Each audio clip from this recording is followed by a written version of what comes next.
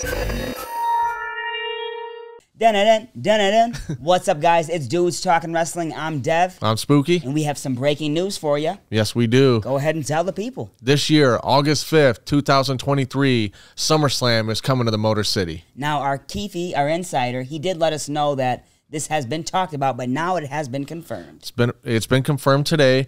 The last time that they were here in Michigan was 1993. That was at the Palace. At the Palace of Auburn Hills. Yes, it was. And for me, I'm wondering, I'm like, why haven't you guys been back? Why is it taking this long? You know the Motor City is ready for some wrestling action.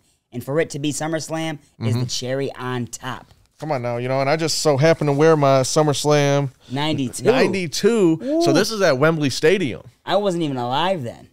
I was, but I wasn't watching. I'll tell you that. I wasn't watching just yet. About 93 is when I started watching. So today, Spooky and I, we bring you guys some of our favorite SummerSlam matches and moments. Spook, go ahead and kick us off. I'm going to kick us off. I'm going to backtrack here. So I'm going to start in 2019 with none other than The Fiend. He debuted, went against Finn Balor.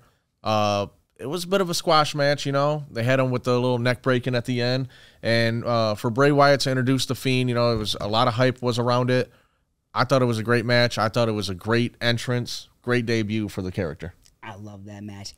You can't talk SummerSlam without mentioning this match. Edge and Christian, the Dudley Boys, and the Hardy Boys in the first ever TLC. I was going to say TLC. And in my opinion, this has to be probably one of the most creative matches that the writers could come up with. I mean, think about it. You've got three great tag teams, all have their own specific weapon of choice. Right. Put them all in a ring together. There you go. I mean, it just makes sense. And a lot of people mistake for the TLC match. They think that the memorable one, at WrestleMania, the following WrestleMania, was the first TLC match. But this was actually the first TLC match, and TLC 2 was at the following WrestleMania. We all know Edge and Christian came out on top. For me, I was for sure rooting for the Hardy Boys. I was too. That's my favorite tag team. I was rooting for the Hardys. It just made sense. But that match right there, and I still think, till this day, is the most creative thing that has ever happened to WWE. That's for another episode, but I think that there's been quite a few of them, But for that time, no greater tag teams to make that match happen. We're talking 02 here. Dudley Boys, tables. Just you got the Hardys with the ladders, and you got Edge and Christian with the chairs. And I think the chair... Concerto. Come on. Come on now. What's your next one? Yeah, let me move on now. I'm going to 1994 SummerSlam, Undertaker versus Undertaker. Come on now. So as the imposter Undertaker was played as Chains, and that was the gray Undertaker. He was in the gray getup. Undertaker in the purple getup. It didn't matter to me who won this match. It was Undertaker. So I was geeked. But interesting storyline. First time that they've done that. The real Undertaker won, of course. So that was pretty cool. That was in 1994, though. Spook, my next one. It's actually a custody battle that was ended in the ring. Another ladder match. Another ladder match. So that must be the theme here if you're catching on. Okay. So we had Dominic in the crowd with the social worker. Yep. Front row. As his poppy, Eddie Guerrero, and his father. And his father, Rey Mysterio, fought in a ladder match. You know what was in the briefcase. It was the custody papers. Let's talk about it.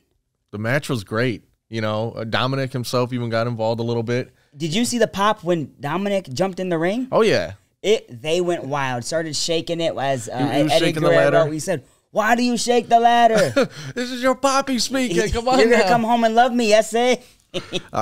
Hey, I think that Eddie had that match won though. He did have it won. What do you mean? Look at if you go back and watch, he's just hanging. Yeah, he was hanging. He was hanging, and then before you know it, I don't know how Rey Mysterio actually did he jump up or did he climb the ladder to?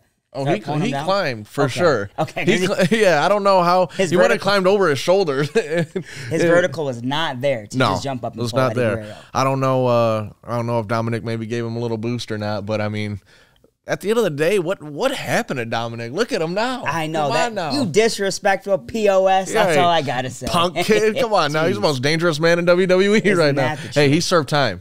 He served time. Come on. All right, so backtracking again, I'm going to the very first SummerSlam, 1988. The Ultimate Warrior versus Honky Tonk Man. Come on now. Now, there was something very specific about that match. How long did it last? It lasted about 36 seconds. But what was more interesting is he broke Honky Tonk Man's IC title reign of 64 weeks. So having in fashionable time, if you would say so. Fashionable time. I mean, he got to the ring in about 3 seconds as fast as he ran. He ran right to the ring, and he just completely demolished Honky Tonk Man. I don't think he got a move on him. Off the ropes, nice little clothesline. I think he pressed him, does his little gorilla slam. 1, 2, 3, the count's up. Before you knew it, he was going home, the champ. Going home the champ, and he broke the record. So, and it was the first SummerSlam. So it was like right there, you know, set the tone. That's breaking news. That's breaking news right there. My last and final one, Triple H, Shawn Michaels, 2002.